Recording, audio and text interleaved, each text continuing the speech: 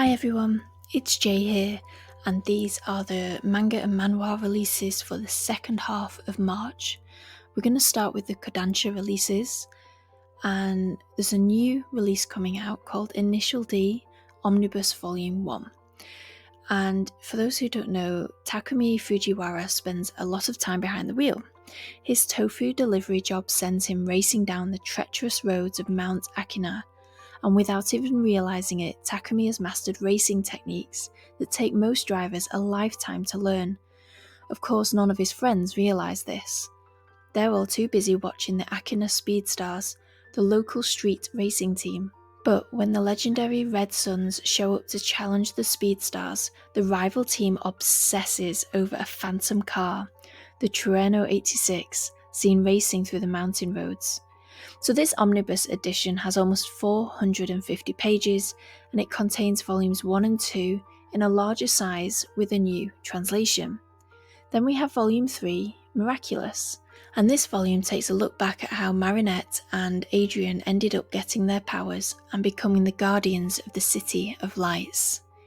We've got volume 3 of Origin, which is set in 2048, and there are Inhumans who walk among people. Director Yamada's nefarious plan to steal a cutting-edge AEE military robot and kill his co-conspirators goes south.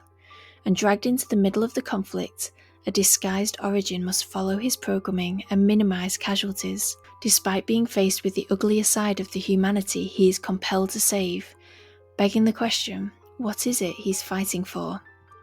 Then we have volume 7 of Sailor Moon, and this is a new edition of the Sailor Moon manga, featuring an updated translation and a high page count of 352 pages, a must for Sailor Moon fans.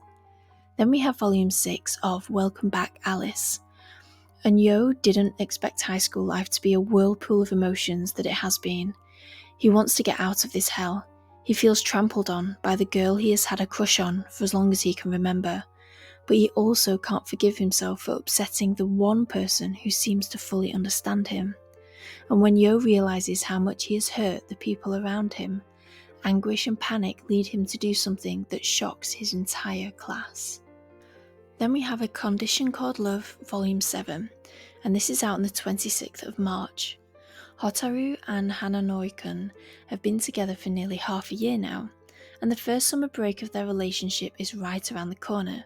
Hotaru decides to make herself as attractive as possible, both inside and out. Meanwhile, an all-new romance seems to be budding in their friendship group.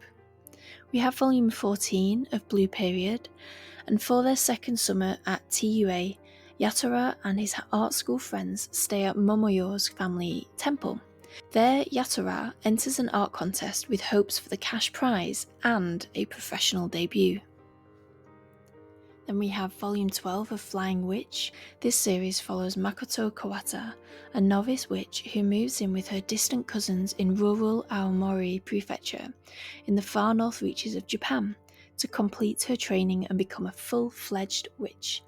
And in this one, Makoto fits a friend in a handmade robe, only to unexpectedly unleash a little chaos.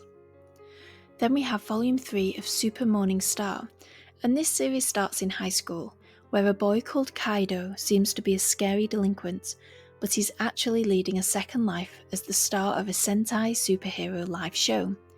When Sentai superfan classmate Honda discovers Kaido's secret, Kaido will stop at nothing to make sure he doesn't get out. Their relationship has progressed, but now it's all going wrong. Cracks in their post-high school life together grow bigger and bigger. They each try to chase their individual dreams, but miscommunication and arguments always seem to follow closely behind. While Kaido keeps up a brave face, Honda only closes himself off more until he finally shuts Kaido out entirely. Volume 8, The Great Cleric. In this one, Lucille reads an account of the life of Healers Guild founder, Lord Rainstar, and yet each page he reads only leaves him more startled at the differences between himself and the legendary figure. What's more, the gears of fate keep edging him towards a fateful reunion with none other than the wicked healer, Botticelli. Then we have The Moon on a Rainy Night, Volume 4, and whilst having lunch in the literature club room, Canon learns about a surprising club tradition. Every year, club members spend summer break writing something for the school's literature contest. Miura-sensei surprises Canon even further by complimenting her writing and encouraging her to enter something for that year's contest. Though Canon is initially reluctant, she later finds herself mulling over everything that's happened since she lost her hearing and met Saki. Could there be a story in there somewhere? Volume 8 of Whisper Me a Love Song. As the school festival kicks into high gear, the competition between SS girls and Lorelei isn't the only thing on the girls' minds. While Himari and Yori are more secure in their relationship than ever, things couldn't be worse between Shiho and Aki, and the tension between the two girls is about to finally come to head. From Dark Horse Comics, we have Hellsing Volume 5, and this is a new edition with revised translations. And the world has become a bloody fever dream with humanity on the brink of annihilation, as the Millennium Project's army of Nazi undead prepare for the final assault on England. Only the Hellsing organisation's vampire lord, Alucard, can hope to blunt their unholy onslaught, which is exactly what the Millennium Project's Dark Masters are counting on. And that's out on the 20th of March. Then moving on to the Viz Media releases, we have Volume 2, Midnight Children, and the lines between reality and fiction blur as Count Dracula's influence grows within the halls of Whitby School. The arrival of Professor Abraham Van Helsing offers Mina and the others a chance to learn about the foul condition that afflicts their companion. But will the professor's knowledge be enough to preserve them in the face of this unspeakable evil? Read to find out. We have Alice in Borderland Volume 9. After stumbling on a dealer's bunker, Arisu is even more determined to uncover the terrible truth behind Borderland, but that means he and Usagi will have to abandon their plans and instead seek out the person who might have the answers, the Queen of Hearts. Volume 5, Insomniacs After School. Following the disappointment of the cancelled Meteor Shower viewing party, Nakami and Isaki switch their focus to the photography contest and head out on an astronomy club trip with Isaki's sister Haya. Then we have Seraph of the End Volume 29. Set in a world where vampires rose up to rule the world, we follow Yu, whose family was killed by vampires. In this one, given the choice of two extremes, Yu picks a third option. Instead of following Guren or the First's plans, he'll forge his own path. He has a plan, but it's going to involve diving into his past. Volume 11, Spy X Family. Threatened by Yor's relationship with Melinda Desmond, Anya gets serious about her own friendship scheme.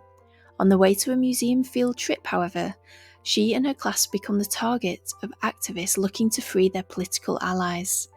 If you haven't picked this series up yet, I highly recommend you do. It's funny, it's sweet, and at times it's a little bit sad. We have Volume 12 of Fist of the North Star. As the years have passed, peace has come to the wasteland, but it's an unjust peace, one kept in place by the brutality of a powerful empire. Rin and Bat have finally reunited with Kenshiro, and they're now freedom fighters. Along with a bounty hunter named Ain, the group faces new enemies, Falco, the Golden Wolf, and the cruel warlord, Jacko. Falco and Jacko may have whole armies at their beck and call, but they've never come up against the likes of Kenshiro and Hokuto Shinken before. Then we have Volume 3 of JoJo's Bizarre Adventure Part 6, Stone Ocean. Angeline and Hermes are getting ally after ally in this one, and along the way they encounter an enigmatic priest who seems to offer salvation. And then moving on to the Empress releases, we have a new series called Black Summoner. And whilst being migrated to another world, Kelvin bartered away his memories for a collection of powerful new abilities. Setting out on the ultimate adventure as the world's strongest summoner, with his first follower being the very goddess who brought him over, he soon discovers his true nature as a battle junkie. This is a manga retelling of a light novel. Then we have Volume 5 of Coffee Moon. An invitation has been extended to Pieta, to the place where she and Danae can recreate her lost birthday. But a shadow strikes and Pieta plunges into the darkness of despair. Although defeat is not death, it may as well be. I have to say it again, the hair design on this cover is fantastic. Then we have Dark Moon the Blood Altar Volume 2. Set in Dekelis Academy, where 7 of the most popular boys are vampires and have quite the rivalry with werewolves. They are all fighting for Suha's attention, but she has other things on her mind, like her old friend Chris. Lately, Chris has been appearing everywhere, from the corner of Suha's eye to the deep recesses of her dreams. But Chris died years ago, right? All is not as it seems though, and the more Suha pursues the truth, the closer she gets to stumbling upon Heli and his friend's dangerous secrets. Then we have Volume 15 of Death March to the Parallel World Rhapsody, and Sato's epic battle against the Demon Lord rages on as he strives to eliminate the source of the fiend's power. 12 times he has nearly won, but a decisive victory eludes his grasp. With images of Sara's lifeless body flashing through his mind, Sato is hyper-focused on what needs to be done. Then we have Volume 5 of Honey Lemon Soda. It's summer vacation and Uka's social circle is dazzling. Hanging out at the beach, texting, going to karaoke, Uka has never had so many opportunities to experience fun with friends. But the start of her second term at Hachimitsu may signal storm clouds on the horizon, as her overprotective father doesn't take so kindly to her new lifestyle. Then there's I Want to Be a Receptionist in This Magical World Volume 3, and this series follows Nunnally, who has always wanted to be one of the graceful, capable receptionists of the hall. As only first-rate mages are hired for the position, she enrolls in the kingdom's magic academy to hone her skills, but she feels out of place in a classroom of nobles, including a genuine prince.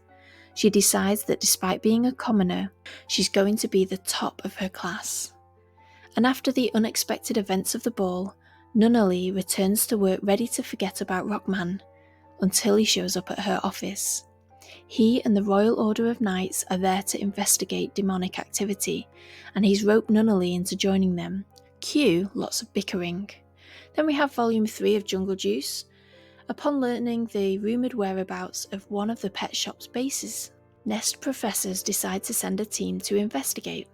And what better way to determine the most qualified students than through a group tournament? Suchan, Huijin and Doa and Haisong are ready, but can they still come out on top when they're against opponents who are willing to flout the rules and play dirty? We have Volume 2 of Minato's Laundromat.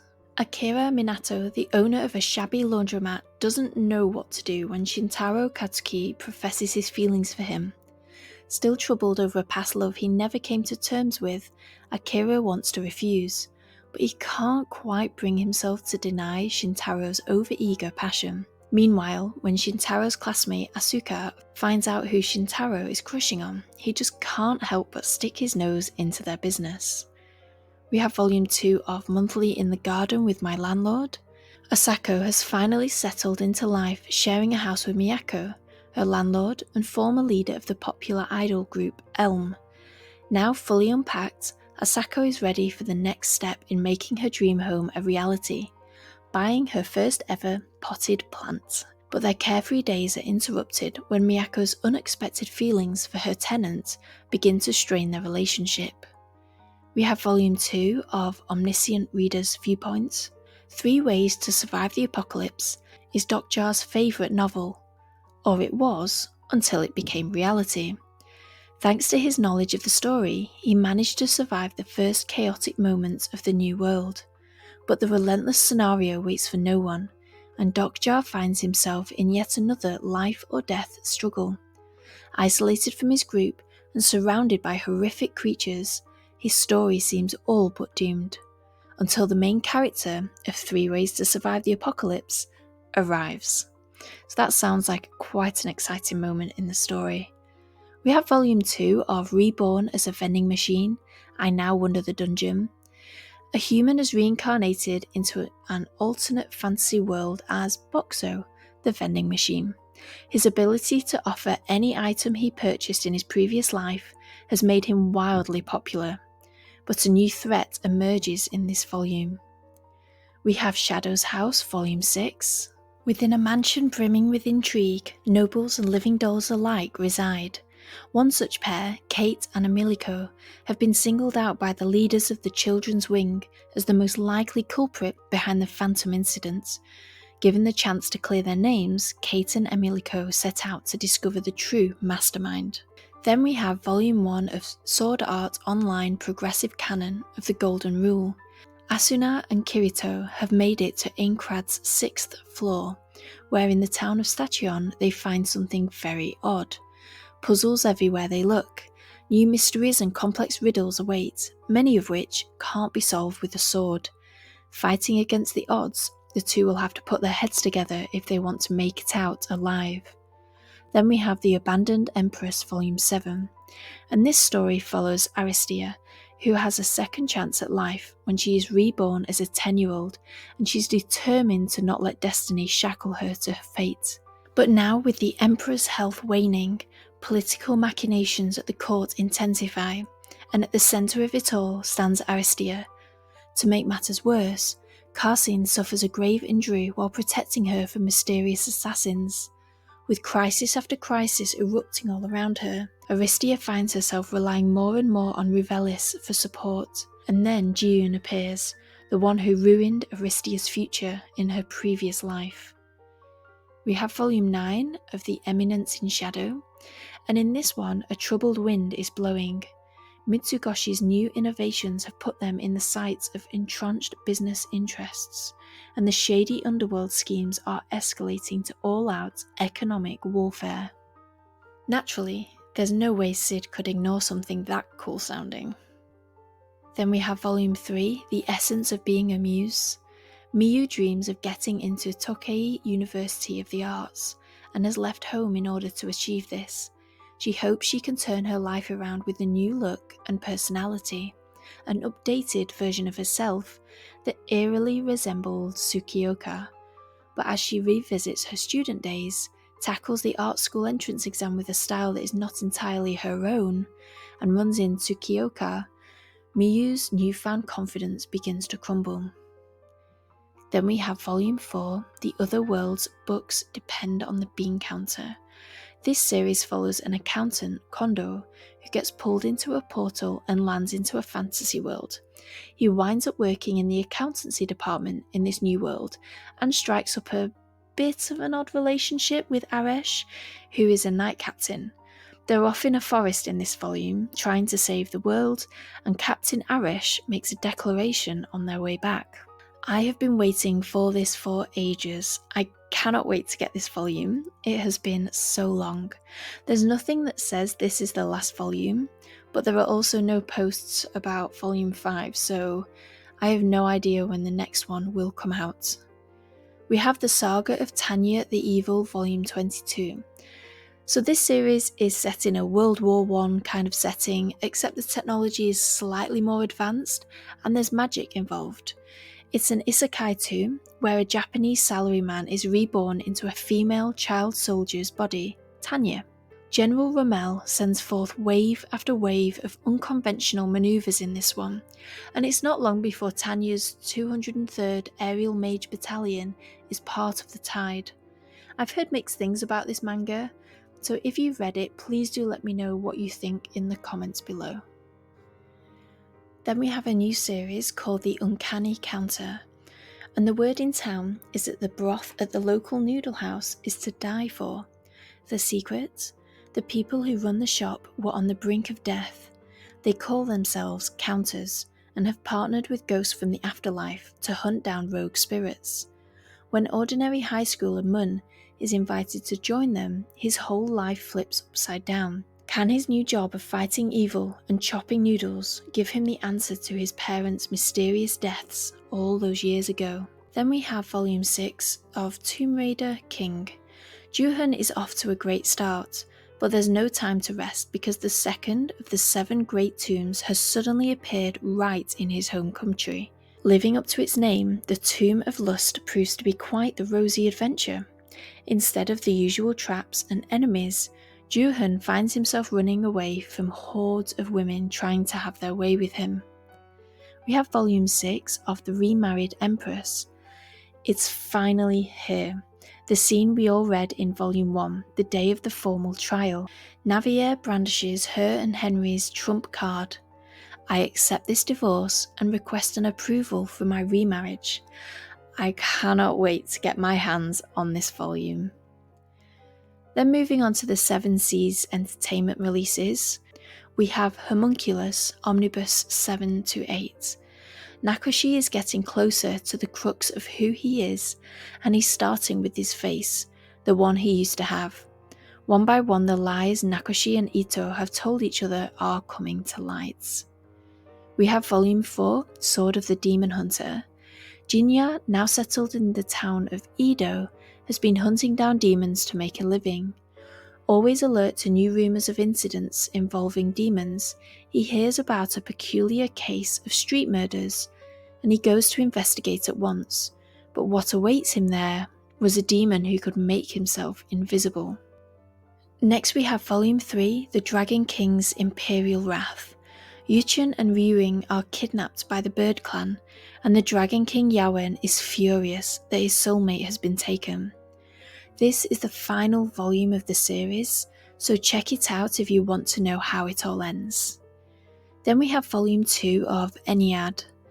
The first of 3 matches for the throne of Egypt has begun, but who will last the longest underwater without breathing? Horus may be determined, but he is no god, and Seth has both cunning and divine stamina on his side. Isis has plans of her own to help her son, but will they be enough to ensure his victory? So this volume has 2 versions, a paperback with parts removed, and the hardback which has everything in it, and so it is rated mature.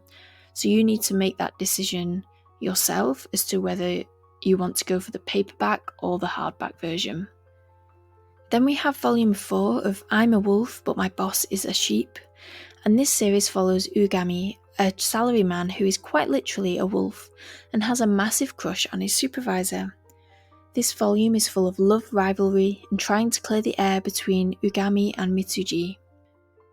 Then we have a new series called Before You Discard Me, I Shall Have My Way With You. This is apparently a ruthless romantic drama about noble politics, scorned lovers, and revenge. So Agnes, the daughter of a duke, is in love with Crown Prince Lucilio, the man she's been betrothed to since they were both children. But before they can wed, Agnes is hit with a bombshell. Lucilio doesn't return her feelings and wants to break their engagement so he can marry his true love, a different noblewoman with a sweet and innocent demeanour. Agnes is more than just heartbroken, she's angry. Her sweet rival might not be sweet at all, and her beloved prince has wrecked her future. This means war. We have Seaside Stranger, Volume 6. For 5 years, Mio and Shun have been living with Shun's family in Hokkaido, far from the sunny Okinawan island when they first met. But when an unexpected accident forces the couple to rethink their living situation, they decide to return to Shun's old stomping grounds, Tokyo. Now that they have a place of their own for the very first time, will they finally be able to rekindle the spark that's been absent from their relationship? You're going to have to read to find out. Moving on to the releases from Square Enix, we have the art of Final Fantasy XVI. In these beautifully illustrated pages, see how the world of Final Fantasy XVI was brought to life through hundreds of pieces of concept art and illustrations, featuring the phenomenal work from the development artists. At over 300 pages, this hardcover volume is printed on archival quality paper stock and bound with a full colour case wrap and foil stamped jacket. And then we have A Man and His Cat, Volume 10. Kanda, Kuju, and the manager of a rescued cat cafe head to a trash-filled apartment to help a cat. And as it would happen, Kuju ends up going to Kanda's house. Does a confrontation with Hoshinari await? So those are all the manga and manhwa releases for the second half of March. There were quite a few there, So I'm sorry about the length of the video, it's quite long. Do let me know in the comments below if you're planning to buy any of those, or if you already have read some of them and you want to share your opinion, because I do like getting recommendations from people. And if you want to buy any, feel free to use my code for SciFier, links in the description below. My code is Jay's Manga, and it gets you a further 5% off their already discounted prices. So it's a really good website to buy your manga from. I use them every month. And they're really good, so do check them out if you want to. But otherwise, have a lovely reading month, everyone. Bye!